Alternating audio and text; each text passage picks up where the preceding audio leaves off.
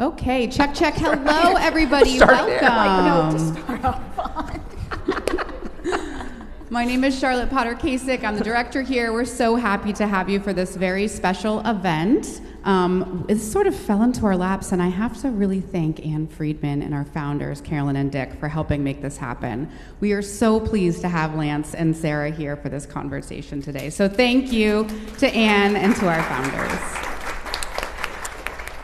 We also want to thank our benefactor and above members and donors who are here in the crowd. As a token of our appreciation, we have gifts for all of you guys at the membership booth, so please go on down and take a look. And if you're not a member yet, we can take care of that down there too. So without further ado, Lance Esplund is an art critic for the Wall Street Journal and the author of The Art of Looking, How to Read Modern and Contemporary Art, as Exhibit A here. At the end of this, we are going to be doing a book signing right over here, so we hope that you can stick around and join us for that as well. So Lance was previously the U.S. art critic for Bloomberg News, the chief art critic for the New York Sun, co-founder and senior art critic for City Arts Magazine, and editorial board member and New York correspondent for the British journal Modern Painters. I could go on. There's a lot. House and Garden, Art and Antiques, Art in America. Good job. Welcome. Next, we have Sarah Woodbury, who's the Barry Art Museum's first permanent curator. Please join me in welcoming Sarah. We are just delighted to welcome our first full-time curator, Sarah Woodbury. She's an art historian interested in everything from automata, which is the self-operating mechanisms, to glass art. She received her Bachelor's of Art at Lake Forest College, her Master's at Williams College, and recently completed, she is now Dr. Woodbury, an American Studies from William and Mary. So please join me in welcoming Lance and Sarah. We know this is going to be a really exciting conversation. We've decided to keep it somewhat open-ended and informal because this is a really intimate group. So we're excited to have you, and thank you. So thank you, everyone, and thank you, Lance, for joining us in this conversation. So we're going to keep it fairly informal, but I figured we could start with the obligatory, tell us about your background question. Oh. So how did you get to be an art critic? Well, first let me just thank Carolyn and Dick and Sarah and Charlotte for bringing me here, and thank you, Ann, too, for making the introduction.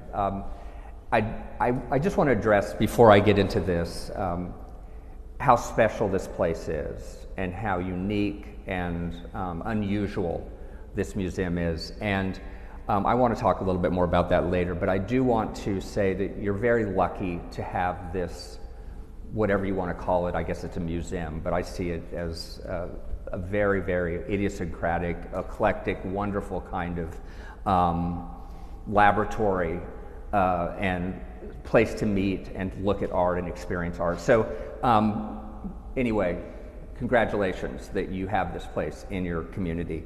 I never wanted to be an art critic. I didn't like art critics. I studied with one in graduate school and didn't like him. I thought he was pompous and was a failed painter. And I didn't like his theory and everything that he talked about. He also wasn't really an artist, so I was trained as a painter, and graduate school and undergraduate school I was a painter, and I was a practicing painter for a while. I was lucky in that I had some great teachers. I had people who were students of Jean Élion and Willem de Kooning and Hans Hofmann, and people from the Bauhaus in Germany when they moved to the United States. So I had a fantastic group of educators, and I didn't know it. I just happened to fall into this wonderful pool of people. I also had a writer and philosophy teacher who was a student of Frank Conroy's in Iowa in the MFA writing program. And I didn't even know what that was at the time, but he and I became close. And I think I'd always been torn a little bit between writing and painting. And when I graduated from graduate school, my painting teachers forced me to teach art history. And I said no, but they said yes.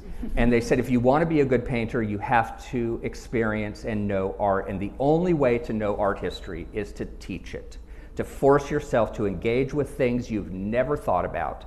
And of course, the existential experience of teaching 2 or 3 3-hour lectures every week about art you've never seen before forced me to think about art on certain kinds of levels and to get engaged with things that I hadn't really ever thought about caring about. And at a certain point, about I don't know how many years into that, I decided I wanted to write something. And I knew an art critic, who had a full-time job as an art critic, and I asked him about placing something for me, if possible, if he had a connection. He said, write it for him and he would place it. And so he did, and then I was given a column, and then eventually I stopped painting, and then 3 years later I was doing it full time. So that's the sad story of, how you can go from one place to another. Yeah. Well, I think it just goes to show that when we're starting out in our careers, we really have no Never idea know. where we're Yes. going to end up. You don't know what the plan is. I thought I knew what I was going to do when I was 22, and I'm not doing anything You're not doing that? resembling it. But I really appreciate how you point out the importance of teachers and teaching to both developing your own interests and passing that on to others. Oh yeah, if I hadn't had people, here's how I chose my professors, and all of you are through that phase of your lives, but I would ask professors difficult questions, and if they couldn't answer them, I thought, well, what? And then I would go to another professor and ask the same question, and then I would stick with those professors who could answer those questions, and then ask me questions in return. Yeah. Instead of, so yeah, you kind of, I think you have to do the work of developing the relationships, with that, because it's such an important Socratic kind of method. Oh, exactly. And yeah. it can last for years or even Yes. decades after Yes. that. So, so yeah, for me it was. I came to criticism out of my love of art, and that's the only thing that's my grounding. That's everything, is my love of art. And also then becoming a critic, I criticize out of love. So maybe it's tough love sometimes, but it's because I know the level of experience I can have with something. When somebody doesn't rise to that occasion, then I say no to this, yes to this. Mm-hmm. That's the job, in a sense, I guess. Sure. But it's not about me. It's about the art. Mm-hmm. I mean nothing. My job is to be some kind of conduit, some kind of way in to looking at the art. I'm going to go on. The art stays. Yeah. That's such a great way to look at it in terms of, speaking of your book with The Art of Looking. So I thought we could talk about that for a minute. We have to? No. Isn't there a new book out already that makes this book obsolete? Oh, probably. What do you want to know? Well, I'm curious about the works you selected, because it's a fairly eclectic range, and I was wondering what your thinking process was behind the selection. Oh, God. Were you going with pieces that you liked or disliked or got a strong reaction from, and which pieces didn't make the cut? Oh, which pieces didn't? Oh, well, thousands and thousands of pieces. The problem with a book is it could be anything, and I could do anything with this book I wanted, so I had to leave a lot on the cutting room floor. But for the most part, the book, the first half of it, and I think everyone gets a complimentary copy here today, so, but the book is, and you can use it as a doorstop for a small door if it doesn't work out, as, whatever. The sheets are a little rough. I wouldn't leave it in the bathroom, but sorry. Unless you prefer that rugged touch. Yeah, exactly, yes.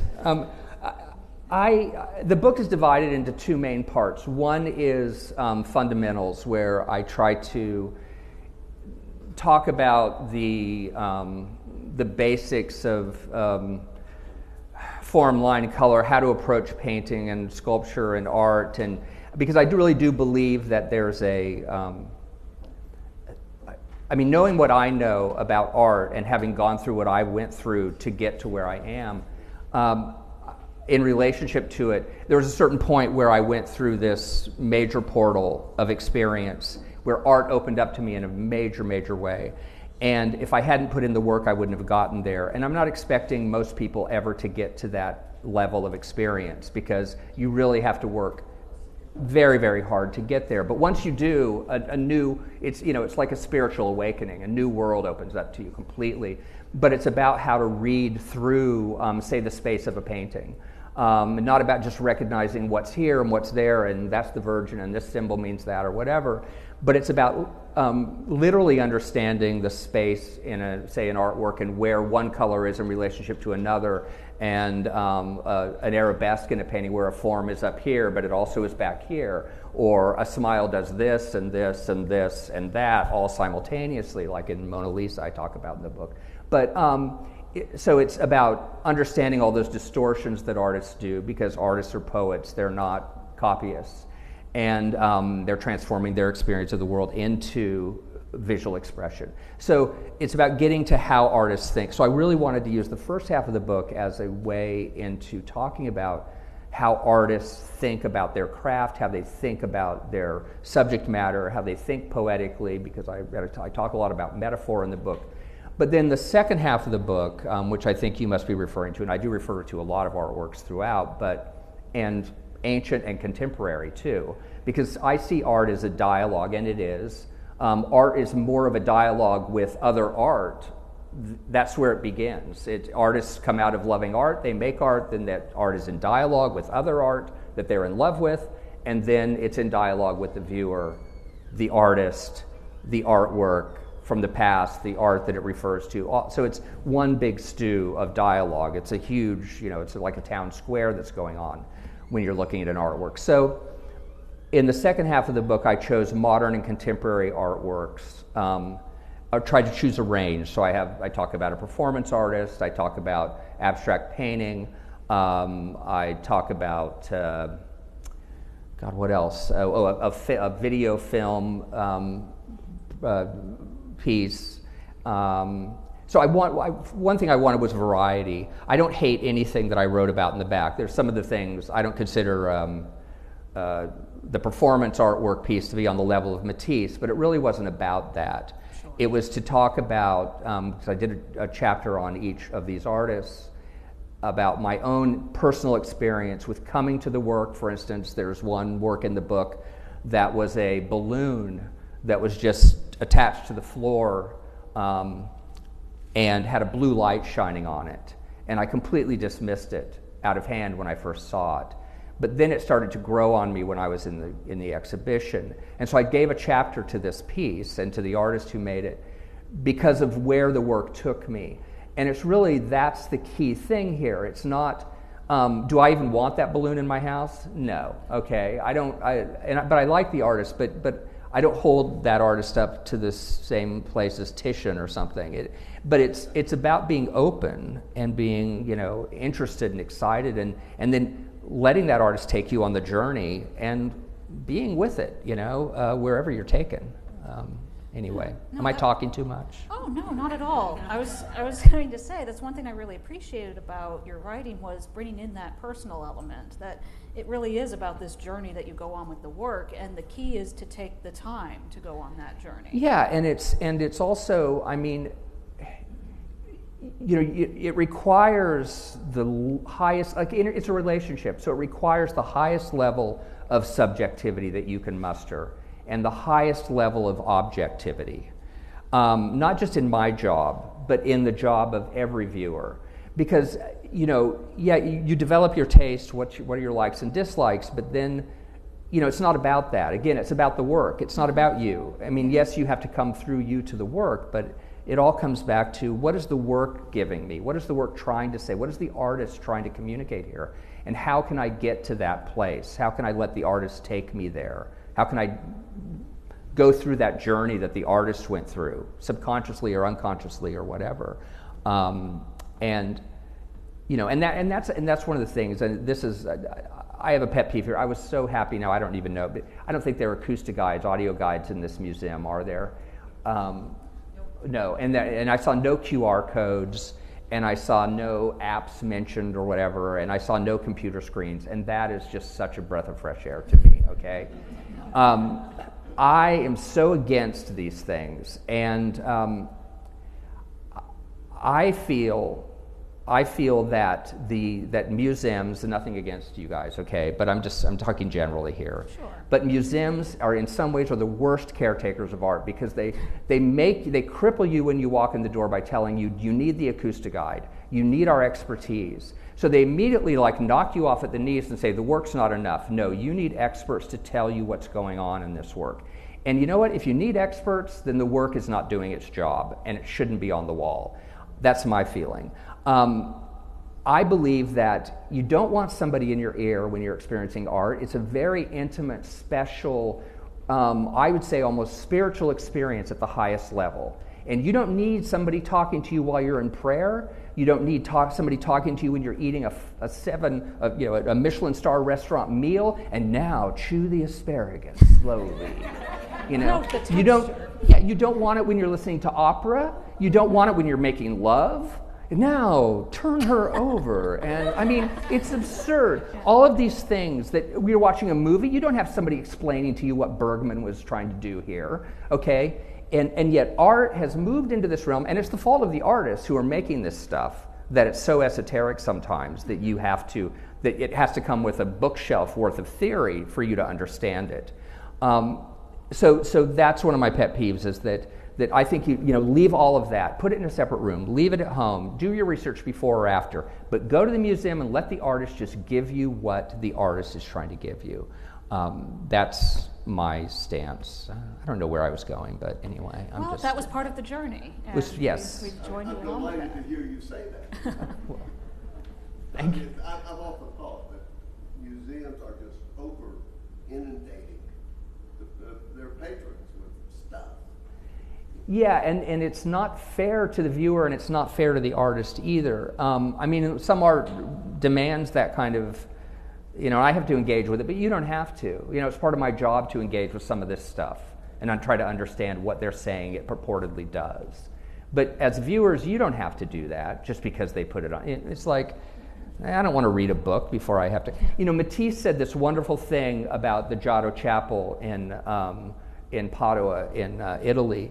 And he said, I don't need to be a Christian. I don't need to know anything about this music, this chapel, about the stories. I need to know nothing about it when I go in, because Giotto is such a great artist and so clear and so direct, and he pares down everything to the most human, essential experiences in front of this work, that Giotto tells me immediately everything I need to know. And it's because he's a human being. He's not a monkey going in. He's not, a squirrel. It's a story about the life of Christ. It's a story about human beings. It's a story about a mother losing his son. It's a story about the afterlife. It's a story about people following you and then betraying you. And I mean, all of these things that we all experience in our lives. Mm-hmm. So it's human experience that we're talking about. You don't need to know what, you don't have to have a label on every saint or every disciple to get the story, Yeah, anyway, that's...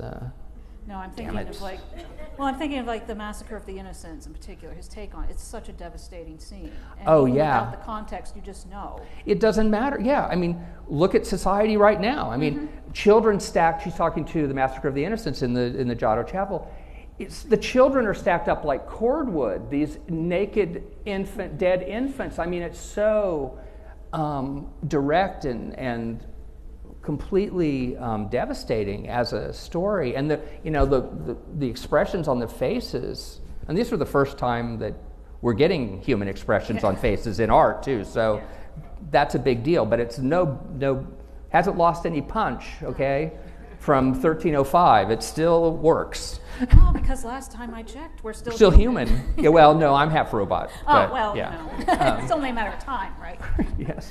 Well, since we have meandered over to the topic of museums, I thought we could pivot over to our museum. Okay. So I'm not at all biased, of course, but let's talk about your impressions. We went on a tour yesterday. What struck We spent you? a long time here. Yeah. As I was saying earlier, I do love this place. I think that obviously you need encyclopedic collections, despite the political problems that are rearing their heads right now about eclectic museums that have looted and taken things from, and look, this is, my very mind has shifted in the last 5 years when I go through encyclopedic collections like the Metropolitan Museum in New York, and I think like, oh yeah, I wonder how they got that. Oh well, I wonder who's missing that. Oh well, I don't know. I mean, but you really start to appreciate.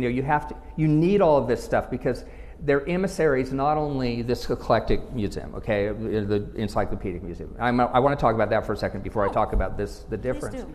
But the Encyclopedic Museum is important because all of those works are emissaries for their cultures.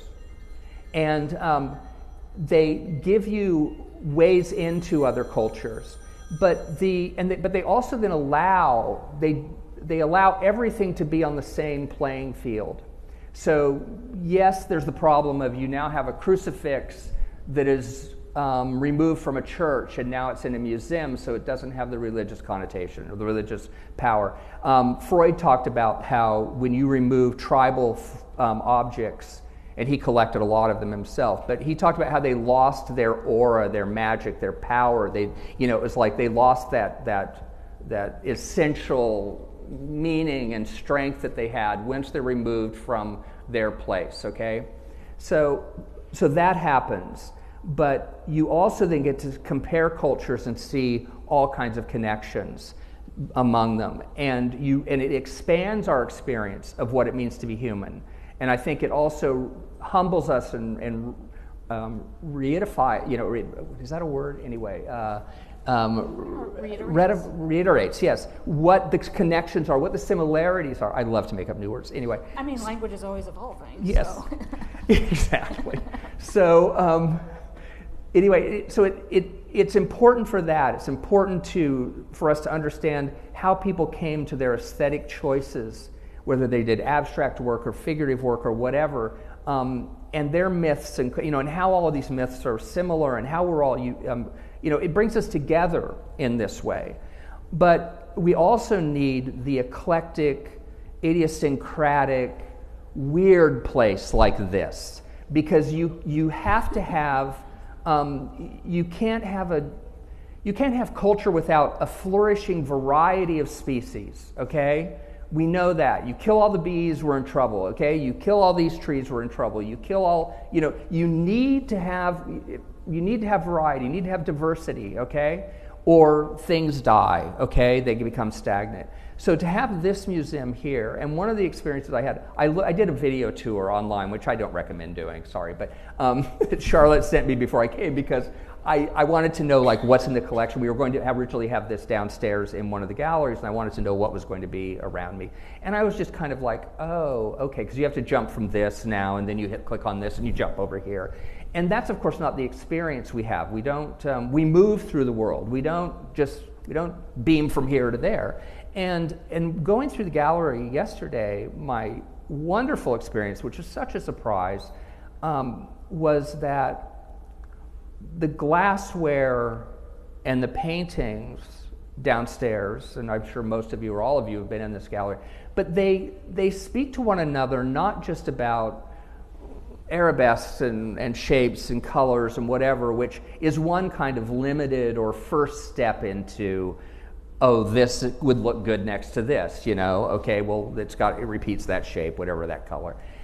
And what was exciting for me was the sense of glass as being this living thing in which light permeates and gets colored and diffuses and it lives. The light lives in this glassware that's colored.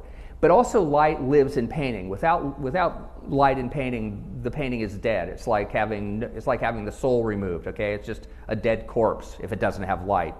And light's a very, very difficult thing to get in a painting, believe me. As a painter, it's not easy at all, okay? Try to get an apple to sit on a table, that is difficult, okay? To give it weight to sit on a table. Try to get light in that apple. And I'm not talking about highlights or shading or whatever. I'm talking about to give the experience of light and life and a soul to this stuff so that it's alive. And downstairs in that gallery, I had that experience that was so wonderful because I felt like they were speaking and in dialogue with the very nature of what light is in painting and light is in the glassware. And so there were repetitions and relationships that were obvious, but then that was a newfound. And I've never been in a gallery before that had that much painting and glassware. And I don't love every piece of glass or every painting in the gallery, but what was nice about it was the larger chorus of the space. And that was something that was an epiphany for me and a real pleasure. And that's one of, I think, the key things. I've never seen it anywhere else, and I go to museums all the time, everywhere. So that was something that, and it just happened out of, because this is what they like to collect, okay? This is how it happens. This is why I love this and I love this. Let's put them together. Sometimes the best recipes happen that way too, right? So what's in the fridge? Well, exactly. No, the Caesar salad, It's an accident. Well, I'm so glad we were able to give you that experience. Yeah. And it really speaks to... Oh, you want to take credit for it. You just got here. No. I mean, you got to take it where you can get it, right? Yes, exactly. No. Well, you left it the way it was, so that's good. Yes. Sometimes it's knowing when not to interfere. Well, isn't that part of life, right? Yeah. Yes. Yeah. But I mean, that it really does speak to the core of the museum, getting these different pieces to talk to each other. Yes, and it's a museum born out of love. It's not a museum born out of, we've got an agenda. We got to check these boxes. We got to appeal to these people. We got to represent these people. We've got to do this. We've got to, what's our audience out there? Well, we've got to give them art that's made by people just like that. And I find that to be, I think we were talking about museum. She taught a course recently called Museums in Crisis or something. Yes. And I think museums are in crisis right now. Not this one, thankfully, but they're too much concerned with pandering, with giving themselves over to what they think that's not their job to mirror their public. That's not their job. Their job is to give them the highest level of art that they can. It's not to represent every person in the society or the majority of people in their neighborhood or whatever. No, that's not doing your job. That's reiterating what the people already know and think about themselves instead of getting them out of themselves into the larger universe of humanity. That's a museum's job. I mean, and look, I'm on my horse. I'm sorry, but. This stuff pisses me off because I have to deal with it constantly, and I think museums are breaking their own backs. And once you make that fatal mistake of I'm going to cater to anything except art, and once you say, well, maybe the art's not so good, but you know what? It's a good social justice voice right now, and we need that. Okay, I mean. There are art history programs now or art programs where they're training artists to be social justice warriors. They're not teaching them how to draw, but to suddenly be political. It's like that has nothing to do with art whatsoever. Art doesn't care what it's about. It just doesn't. And art takes no prisoners. Art doesn't care who you are. Doesn't care who made it, doesn't care what your sexual orientation is, doesn't care what your race is, doesn't care if you have legs or don't, cares not at all about any of that. Art is not an equal opportunity employer. Art demands what art is. Otherwise, it's propaganda, Anyway, sorry.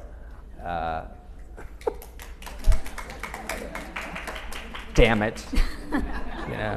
So within the collection, were there any pieces that stood out to you that you thought, yes, I really like this, or this moves me, or why is this here? Yeah, no, well, the dolls were quite a, and that alone, okay, that weird doll area, okay, all right, that is, that's, and I had dolls as a child too, G.I. Joes, okay, we all had dolls of one kind or another, teddy bears, whatever. I mean, I find that to be a very unique, special part of this museum, and I hope that it grows to like 4 stories high or something, But in terms of some of the painting, I really like. There's a new Olitsky here that was just arrived a couple of weeks ago, called the Virgin Mary. Is that correct? The Holy Virgin. Okay, all right. Well, but it's a rather large painting that's downstairs, and it does need to be adjusted in terms of the lighting, but the lower right-hand corner is a little dark. But I really like that painting. I like seeing it next to the other Olitsky that's near it from another period. And also, along with this Olitsky, there's another one below it. Because they feel like from four different artists. Is he backing up? No. Watch out.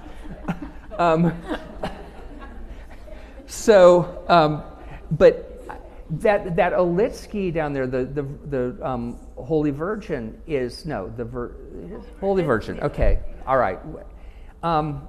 Titles, schmitles, but except that no, it is a way in. Titles are important. They're a way in to they give you a poetic like diving board. It's like it's like a title of a poem. What parameters where are you place me somewhere? Okay, here, all right, and then you jump, and hopefully you don't hit. Hopefully they put water in the pool. Okay, and Olitsky put water in the pool. I really like that painting. I was just looking at it before we were talking. I don't know if any of you have been to Venice and been to the Ferrari Chapel and seen the Titian. It's an early painting, a Titian Assumption there. And this painting relates in some ways more to late Titian when he was, and this too, when Titian was like using brooms in his hands and doing all kinds of things in his painting. But there's something about that painting that reminds me of that wonderful Titian. And that the Ferrari Chapel Assumption, it's the altarpiece. It's maybe 17, 20 feet tall, okay? But it's the Virgin, the Assumption of the Virgin. And below, here are the disciples. Then you go through another realm where you go, these disciples are all like this. And then there's this field above that of sky. Then you get up into the angels and the clouds. And then there's God the Father with Christ at up there waiting for the Virgin. And the Virgin is in motion going up, and she's like a tornado. She's spinning, and she's like it's like she's been like a rag that you're wringing, okay, to get the water out. She literally is this. She has no body anymore, which is part of the metaphor of the painting. She's no longer human. She is rotating like a tornado upward, and she's also got this kind of expression. Like as if they took a photograph of you on one of those rides, at a carnival. And because she's like, I don't want this, she didn't ask for this, okay? And everyone's reaching for her, but she also goes into space this way and this way. She doesn't a lesser painter would just make her do this. She goes in and out because she's making a passageway from our world into the spiritual world. You don't just go on an elevator and look at your phone on the way up. Okay, this is a major thing that not everybody gets to do, and she's special that she gets to do it. So as she goes, she's doing all kinds of contortions and doing, what I want to say about it, this painting also reminded me a little bit of Rothko, the one that's downstairs, which I've also had similar experiences to in Rothko, the way that the colors do this to me. They're going in and out. And I'm bringing up the Titian because the subject is the same in a sense. That's not an assumption, but it feels like an assumption to me. There's something about that painting where it's almost as if a furnace has come on, or the fire has come on in the room, and it pulls the breath out of your lungs. It's like, and it also feels fresco-y. So it's this strange sense of opacity and roughness and opaqueness against kind of a vaporized mist. So it's this wonderful between, and I like that betweenness in the painting of the color. And he also holds all the colors in the plane, which is also extremely difficult to do. May I tell another story? Okay, there's a story about Matisse and Renoir when he was, Matisse revered Renoir, and Renoir died in 1919, Matisse died in 50-something, late 50s, okay, mid-50s. Anyway, so Matisse was a young artist and revered Renoir and went to him when he was young, and this was when Matisse was arthritic and whatever, but doing his greatest work, his late paintings of nudes. And Matisse said, "What do you think of my work?" And Renoir said, "Well, I don't like it, and I think you're a bad painter, and I don't understand it. But you are the next generation." And he said, "But one of the things I know changes my mind, and that is that you can put black on a painting and get it to hold the plane. Okay? Usually when a bad painter puts black on a painting, it just falls away. drops all the way back. Or, it becomes a hole. But if you can get black on a painting to hold the plane, and again, this is as a painter, again, this is like trying to do a double backflip as a gymnast, okay? And I mean, it's difficult to do this stuff, and it takes a lot of practice. And so he said, because you can do that, I know you're a painter, and I know you're a damn good painter. The rest of it, I don't understand, but you can do this, so you are a painter. Anyway, Olitsky can do that. He's holding the plane. He's also getting that rush, that rise, and that yellow. The yellow doesn't pop forward. It all becomes an organic whole that has tension in that plane, and it does this, and it becomes atmospheric, and it becomes weighty, and you feel the sense of weight inverted. That you've got this heavy yellow that's bright and lemony, and it's holding in, and it's also rising. And I feel that in certain Joan Mitchells and certain Pollocks and certain Rothkos too. They're all in dialogue, these guys. So yes, that was a painting that I had a special experience with. Yeah. Yeah, it struck me too, although my experience was slightly different. I think I've got the weightiness and the in-betweenness, but through a different avenue. So when I look at it, what it reminds me of is when I lived in New Mexico before I moved here. Okay. I was in Roswell for 5 years, and Santa Fe is about 3 hours away. So the only way to get there is to drive about 3 hours on 285.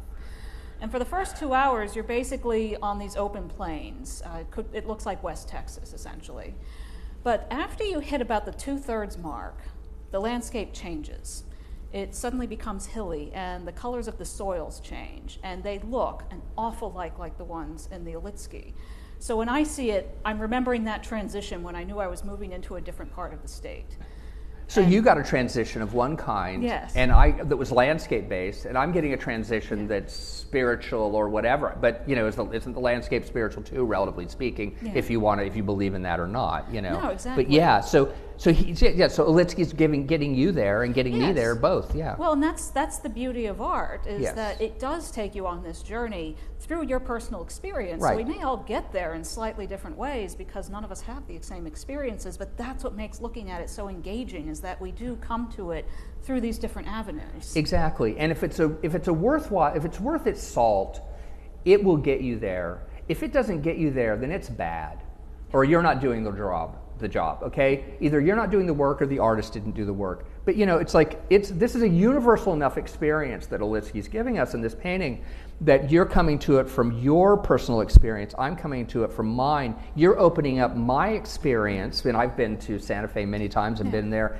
My grandmother lived there. I mean, I used to spend a lot of summers down there. I know exactly the experience you're talking about. And also, there is a sense of sunset and sunrise in that painting too, or that deserty dryness. And of course, what is, dawn and dusk. Also, here's another thing about Olitsky. He painted at night. Yeah. So he painted between dusk and dawn. And some people think about the fact that most of his paintings would kind of coalesce as the dawn was happening. So he's literally having the experience, painting in the dark, but having the experience, not literally, but then having the experience of almost honoring the sunrise in a way, which is, of course, that's what the metaphor of Christ, or the actuality of Christ, depending on your belief system, of a God, of a new life, of an afterlife, of a spiritual transformation. It's all the same thing. It's the new day. It's the dawn. Yeah. So it's, some people might come through it totally through religious experiences that they've had, So what are some works you'd like to see here in the museum in the future? Well, I was talking about the painting I thought you guys should buy, by one of my former teachers, actually, yes. Yes. Which is like a dollhouse. It's a giant dollhouse, but there's a murder mystery in it. So it's it's more in the Chucky realm, if you want to go there, than the dolls that you've been collecting from Paris. But it's out of Simeon novels of murders and trying to solve crimes. But it is shaped like a dollhouse, and I mean it has rooms like a dollhouse. It has a roof on it anyway. So I just want to see whatever this museum. I'm happy with what they're doing. I mean, keep going. Don't let don't let anybody dictate what just follow your hearts. That's all you can do. Follow your heart. And just one more question from me, and then we'll open it up to the audience. But you spend a lot of time in the contemporary art world critiquing shows and whatnot. You've seen what's happening at the moment in a variety of different venues. What's your piece of advice to contemporary artists now? I know that's such a small Quit question. being so self-righteous, for one thing.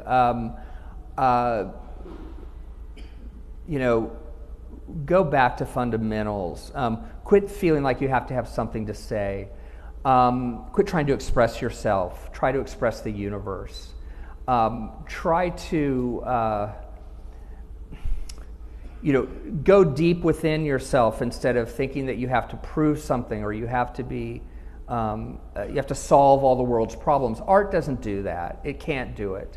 And most of the art that purports to be giving us, to whatever, solving climate change or solving world hunger or solving, any particular political crisis that's going on or trying to alert us to these things. We all know these things are happening.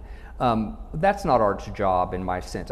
It's fine if you're led to political work, but it has to be art first. So I guess and this is the fault of a lot of art schools right now, is that they're forcing artists. Well, for one thing, a lot of them they don't know how to teach you how to make art.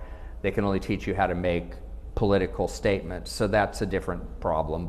And I visit a lot of art schools, so I see what goes on. They're not able to put an apple on a table, okay? You have to go through that. I don't think you have to go through painting and drawing, but you have to, you find your voice in engaging with the medium, whether it's a violin or a piano or your voice or paints and a palette. You find the medium and the voice so that you can, you develop those two things. And then as you develop your voice, that's what you're saying, is what your voice is. Different singers tell us different things. They communicate different experiences, but they have to be true to themselves. You have limitations, you have strengths. Be true to yourself and quit trying to solve all the world's issues. Anyway, that seems sound to me. Ground yourself in your work and your medium. Learn to play your instrument and play it well to the best of your ability. Yeah, that would be. Sorry. Oh, it makes me think of those posters when I was in elementary school. They always had "Be the best you can be." Yes. And it seemed like such an empty platitude at the time. But as I get older, it's starting to resonate. It's a real thing, yeah. Really, that you can be within, your abilities. Yeah, because you have no other option. I mean, you could be the worst you could be too, I guess, well, right? I suppose, but I feel like even that First graders, be the worst you can be. Even kids. that takes effort. Though. Exactly right. Well, that's work too, right? Yes. Be the worst you can be. Yes. Or is it the Army? I thought wasn't it be all you can be? Be all you can be. Yes. Well, I've been enjoying this conversation, but I feel a bit selfish because everyone here has just been listening to us talk. So I thought mostly me, yeah. I thought we could open it up to any questions from our lovely audience members. Yes. Norman Rockwell is somewhat controversial in the art critic world, and I'm just curious what your opinion is of Norman's works in general. Yeah, I've written on Norman, on Mr. Rockwell. I've written. I'm not really a fan. I think, but mostly when I was writing about it, I think he is what he is, and I think he's an illustrator of a certain level, and he knows how to push buttons. I do think he overstates his case often, and that I don't think he's not a painter in my estimation. My biggest complaint when I was writing about him was when he had a show at the Guggenheim, and a lot of art critics were coming out and saying he's better than Vermeer, and he's better than Vermeer because he's painting American subjects that we can understand. He's not highfalutin like Vermeer, and to me that's a completely a straw man argument, and I need Vermeer, and so I'm always comparing Rockwell to Vermeer. I find it. The biggest collector of Rockwell is Steven Spielberg, And I think sometimes Steven Spielberg, and I love him, but I think sometimes he can be a little maudlin too. I mean, I think he can sometimes overstate his case and be a little illustrative, and he can say it more than he needs to, and I think he's an extremely talented director, but I found that an interesting connection when I figured that out. But yeah, and if you like Norman Rockwell, fine, like Norman Rockwell. But my experience always would, and teachers would give this to me, would say, well, if you like this artist, and they would say, like, this is a bad artist, but you like this artist, you know what, look at this artist who does what he's doing better. Or if you love this artist, look at who this artist looked at. Keep going back, and then look at who that artist looked at, and then keep going back. Who did that artist look like? You know, I think there are better illustrators that Norman Rockwell was influenced by. And you know, I would say if you like Norman Rockwell, go to Giotto. You know, just make the leap. Yeah. You know, just skip 700 years. Yeah, just jump back to Giotto. You know, anyway. Any other questions or? Okay, hold on. I'm going to just hand the mic around. So you touched on this a little bit earlier, but I'm curious, when you're doing an art review on either an artist or a piece of work that you don't like, what is your approach so that it's constructive and conveys a message? How do you put that in a box and make that happen? Well, that kind of gets into just the nuts and bolts of my job. I mean, it depends on what it is, the context. I mean, you know, I can go in and talk about anything. I can talk about the wall color and how that ruined a show, or that the work was great, but the curators misunderstood the artist, or that the show was badly lit, or that the wall text was absurd in relationship to the work, or that the work was, or the work is just bad, but then you get into why is it there? So then you might want to talk about the larger context of the culture and why, and the people who like it, what they're being fooled by, or what they're, you know, I mean, I did have, and I don't always follow this certainly, but a critic who's a mentor of mine said, after I wrote a piece that was negative on an artist, he said, Lance, you have to consider the people who love this artist and try to talk to them about, try to acknowledge what they like about it before you then come in with what's wrong. And I think that, you know, you do have to find a place of why is it here? What's its purpose? Is it here politically? Did one of the board members of the museum, is he a collector and wants to sell the stuff at auction? I mean, because that happens too. I mean, there's so many politics and things that can go on. But yeah, why is it part of the zeitgeist? Because it's always part of the zeitgeist, even if it's a bad part of it. And so yeah, it depends on the work, it depends on the show, it depends on how well it's, you know, you have to, like, what are they trying to do, address it anyway? I don't know, I think I've covered it a little bit, but it's no different from approaching work I like, though. I mean, it's just, I just see it as a job, I go in. I mean, it's not a job, but, you know, yes. Okay, hold on. Let me just give this to you, ma'am.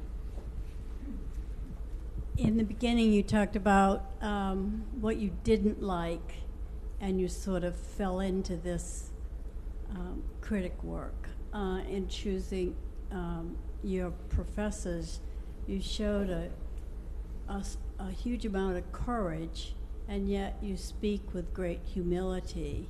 I'm just curious of how you knew inside yourself that you had the courage and yet the honesty to take on such an important role as being a critic. Well, thank you. I don't know. You know, every piece is just you're at the foot of the mountain again, and you're climbing. You know, you're just climbing. It's always, you know, every piece you just start over. It's completely, you know. I don't know. I mean, I don't have kids, but the idea of, like, you know, you have one child. Oh, now I understand what it's going to be like, and the next child is completely different, right? So, you know, and that's the way it is with writing. I mean, writing is a very difficult thing to do, but through the writing you experience what the truth is. And I guess for me, my only job is to get at the truth of what I think and feel. That's what I'm paid to do, and to try to write it well and clearly and to, again, I think, I love art. I want to open up other people to the experiences I've had. And, one of the reasons that artists become artists is because they've had a great experience, say, in front of a Titian, and they want to I want to make an experience like that for somebody. It's a generous thing that you want to do, and I see it as, again, there are critics out there it's all about them, okay? I think that's I'm not saying I'm not selfish or I'm not sometimes get on a horse or get snarky or whatever, not every article is good. But, and I make mistakes, but my goal, what I always keep focused on is what is the truth of my experience? How do I convey that? And sometimes it changes as I write the piece. I'll come around to something differently, or I'll become more angry, or I remember going to a show once and I called my wife and said, I'm a cat on fire. I couldn't wait to get home to my desk and I had to turn it in that afternoon. But I was like, she's like, a cat on fire, is that a real thing? I'm going to remember that. Yes. I was like on the subway, I felt like I was on flames, there was smoke coming off of me. I was like, I can't wait to get this in print tomorrow. I was so angry. It was a show about Picasso, and I just thought they handled it totally badly. And then the museum director apologized to me after the show. That's how angry I was. Or no, wait, it wasn't the director, but it was somebody anyway at the museum. Yeah. Yeah, we knew it wasn't our best work. But see, that's not why I'm doing it. I'm trying to speak on behalf of Picasso. They've fucked with Picasso, and he's, for all the bad things about Picasso, but his work is, there are a couple bad Picassos out there, but man, he's a giant, okay? He's a god, relatively speaking, anyway. I've got the image of a cat on fire. Yes. He's running really fast, yes, and as he runs, it doesn't go out. The fire gets, if anything, the flames just, spreads. Yes. It's like a cartoon, yes. He chases himself, his tail, jumping through hoops, climbing up, It's a pretty agile cat, given the circumstances. Well, he's on fire, okay. Anyway. I thought I saw another question out here. Yes. I want to ask you about your pet peeve, about not having instruction when you look at a painting. There are so many modern paintings. I can stay in front of it for hours, and I won't know what I'm looking at. So maybe a little instruction would help me see something that I don't see. Well, I think more often than not, no. Although, I was a professor for many years, and I took students to museums. And one of the things, a distinction I believe in talking in front of artworks. I believe in trying to open up artworks in front of students, and I made a living doing it for a while. And being in the museum is the most important thing. You can't do it at the same level in a classroom with slides. But when you're in front of a museum with a person, you're having a dialogue among yourselves. You're responding directly to the work and answering questions and asking questions in that dialogue. If you're using only the wall text or something else or something in an app, you basically have somebody who's not at the table intervening. And what I would say is that the key thing is, and a lot of people have difficulty with abstraction because they can't name the objects in it. But abstraction is the same language as representation.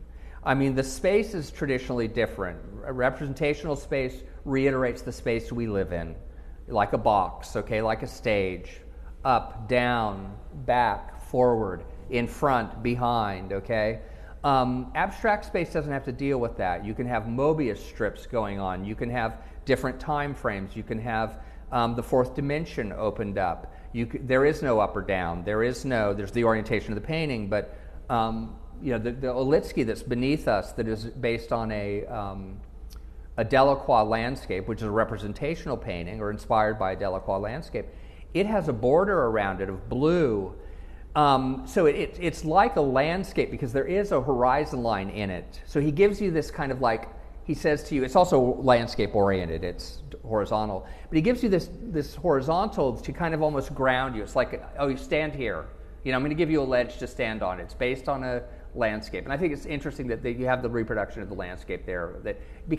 But it's not a reproduction of that landscape, because then he puts this blue border around it, which makes it look like you're above the painting, looking down on a map, and that there's a pool, or it's just a reference, or some kind of symbol, and you're looking down at the water, or looking down at a landscape.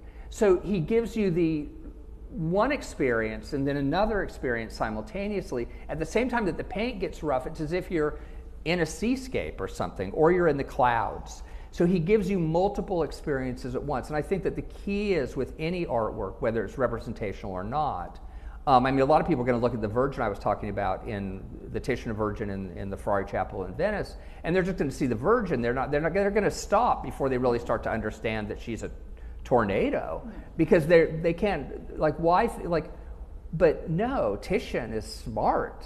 You know, he wants to convince us that this is an unusual thing. This isn't just a woman flying. I mean, that's good enough, right? Okay, but no, this woman is going through a transitional from one universe, one realm to another realm. And that's what abstraction can do. It can talk about that too without actually giving you the Virgin, or like if you go down to that painting down there and look for the Virgin, you're never going to find her, okay? But then you have to say to yourself, well, what was her experience as the Virgin? And what things did she do and not do? And well, she was, you know, doubly immaculate because her mother was a virgin as well, and she was impregnated by God through an angel, you know, in a visitation. I mean, what parts of that story are being illustrated? None of them and all of them at the same time. So that's the, you know, it's just a mythic kind of place to stand. You know, it's poetry. It's just like, what does it bring to mind? The desert, you know, moving one transition through desert, or, you know, the transition from a below to above. I don't, does that get any? Well, if you didn't tell me all these things, I would not look at the painting. But you have access. The painter gave me all that, and the painter can give you all that too. Not necessarily if I don't know what I'm looking at. Well, no, I'm saying that the title and then the painting, and then you stand there, or maybe sit. Nice to have a chair. And, you know, Paul Klee said you need a chair when you look at a painting, you know, because it takes time. So you have to move through it. You have to, it's a journey you take, you know. And go where the painter takes you. Mm-hmm. Takes you up, takes you down, takes you in, takes you out. What are your, and then think, you know, it's just you know, it's just like music. Think of it as music, you know, that's just instrumental, no story. Where, you know, do you have to, can you experience the music? Can you feel it? Can you enjoy it without knowing what, even without the title is? Just get into the rhythm, you know? Mm-hmm. Like, what's the rhythm of this thing, you know? Mondrian's paintings are about boogie woogie. I mean, all of them, you know? He listened to boogie woogie jazz while he painted. Go to a Mondrian painting, it's dancing, man. It is dancing, okay? It's, you can tap your foot. I mean, it's a 3-step foxtrot. It's a this. It's, I mean, he's, okay? And, you know, that's the, you know, get to that level. Oh, sorry. That's the, you know, it should hit you in the chest. That's what I'm saying at some point. Or go to the next thing. Come back. You know, maybe you're not in the mood. Yeah, that's the thing about art is ultimately you want to feel something. Yes, exactly. That's why we're feel here. Something different. Yeah, it's like why you go to the bank, to get the money. Exactly. And you might we might react to different parts of the painting or the sculpture or whatnot, or we might feel different things, but it's ultimately about that reaction and being able to articulate why you feel and that being way. honest with yourself. I mean, sometimes I go to the Louvre and I walk into a room of Poussins and I'm like, no fucking way. You know, even if I know I might never get back to the Louvre, but I go into the room of Poussin and I'm like, you know, just whip me. You know, it's like sometimes it's just too much. It's just like, what? It's like walking into an orgy or something. It's like, nope, going for a burger. I can't. You know, it's too much stimulation, you know, and Poussin can be like, or like, no, I can only look at one Poussin. I will do this in a Poussin gallery. I'm only going over here to look at this guy. The rest of them, no, can't handle you. Come back another day, you know. Yeah.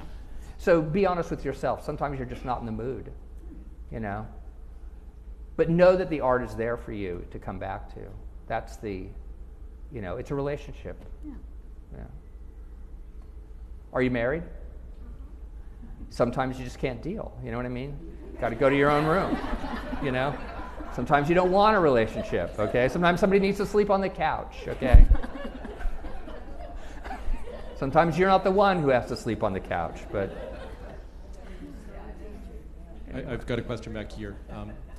I'd like to push back on what you said about political art. Okay. When I think of some of the best artists from my art history experience, which is pretty large, I think of Goya, and I think of Daumier. You mentioned Delacroix. Oh, yeah. You mentioned Picasso. Picasso, yes. They all made political art, yes. For sure. Yeah. I'm not against political art. When I think, yeah. well, I guess where I'm going with this is when I think in 2024, I would say in not just one place in the world, Guernica seems to be the image of the moment, and it still has that power. And what I am wondering is if you can think of an artist working today who carries that kind of impact, and who may not be a political artist per se, but has very important things to say about the world. Yeah, I don't know. I mean, I just actually saw and reviewed a Goya show. Hasn't been published yet, but of all of his prints, I mean, or all the 4 major print cycles at the Norton Simon Museum in Pasadena, which is a stupendous experience. It was earth-shaking experience, in part because one of the sets of prints is a set of one of only 2 in existence of the disasters of war. This is all political stuff, but it's also, he concerns himself with folly, superstition, everything that you can imagine, prostitutes, the clergy, the monarchy. I mean, he lampoons everybody. It's the beginning of in a sense, of political satire and caricature. And I mean, you know, Goya did a lot of things first. So it's at a certain level. So, and that really rocked my world. And a lot of it is political, and a lot of it is so enigmatic. You don't even know what the hell he's trying to talk to you about. But he's making comments, and you know. So it's not that I'm against political. I love Guernica. I love Delacroix. It's that I think that the notion of it. You know, there's Flannery O'Connor, who was a devout Catholic. She was given a book by a friend of hers who was a priest, a novel, and she's a writer, novelist, and short story writer. And he gave her this book and said, "I think you'll like this." And she read it, and she gave it back to him and said, "It's crap." She said, and he said, "Oh, I thought you'd like it because it deals with religious subjects, you know, because you, like I am a Catholic." And she said, "Look, a novel's job is to be a novel is a work of art. It's an art form. It's not about propaganda. Once it becomes about a subject, it's only propaganda." And she said, "And this book is not good. Doesn't reach the level of art. So I don't care about it." And she said, "And just because the artist, the writer is speaking on behalf of the angels makes it that much worse." So she was more offended by the fact that the writer was trying to talk to her about something that was very special and important to her spiritual life, but missing the mark because it didn't become art first. And that's my situation. So is there somebody? There's nobody political I can think of right now. That, I mean, you know, there's an artist I followed a lot and I like very much, named Joan Snyder, who's an abstract painter, and she's considered one of the chief feminist artists and one of the original feminist artists of the 1960s and 70s. And I think she's somebody who merges her subject, and I think her work has fallen off. I think she started to repeat herself, but she's very old now. Anyway, I think she's somebody who speaks she fuses her feminist viewpoints with the plasticity and the aesthetic rigor where she pulls it together, and it's just, you're like, yes. And so that's an artist who takes on political subject matter, but it also comes as much out of her sense of being a mother and being gay and being a woman in a world that was mostly about men, especially the art world. And I mean, so she's hitting on all these things, but it's first and foremost wonderful painting. And it's only that it's wonderful painting that holds me there long enough to get to her subject matter. And I feel it through the paint. I feel it through how she's moving it. It's not like I don't need the wall label over here. So I didn't mean to say that I'm against political art. I'm saying that too much art right now, that they're forcing people to have something to say when they can't even play the violin. I mean, it's like, learn to play the violin, you know? Banging on the piano and then saying it's about the Palestinian-Israeli problem, that's not going to help me to want to listen to your song, you know? So that's my, you know, art first. That's my thing. Art first, art last. And then whatever subject you want to do, I don't care. Whether it's an apple on a table or the Virgin Mary or, you know, Israel, I don't care, you know. So to me, yeah, the subject matter is unimportant, relatively speaking. I'm not saying that there isn't great political art. There is. And I think Guernica is a great political work, and I think Delacroix did, and Courbet did, and I mean, there are many great. And the Russian constructivists made fantastic art anyway. But yeah, it's a machine that has to actually work. Anyway, have I talked too much? I think I have. No, not at all. Guys, thank you all so much.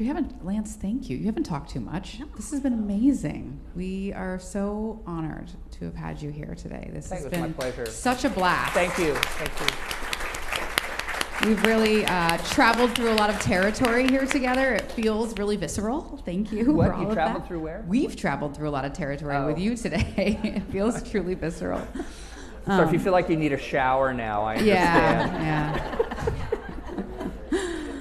But we're so honored to have had you here, Lance. Thank you for all that you've given us. We've had such a wonderful time having you, and we hope to have you back to Norfolk again in the future.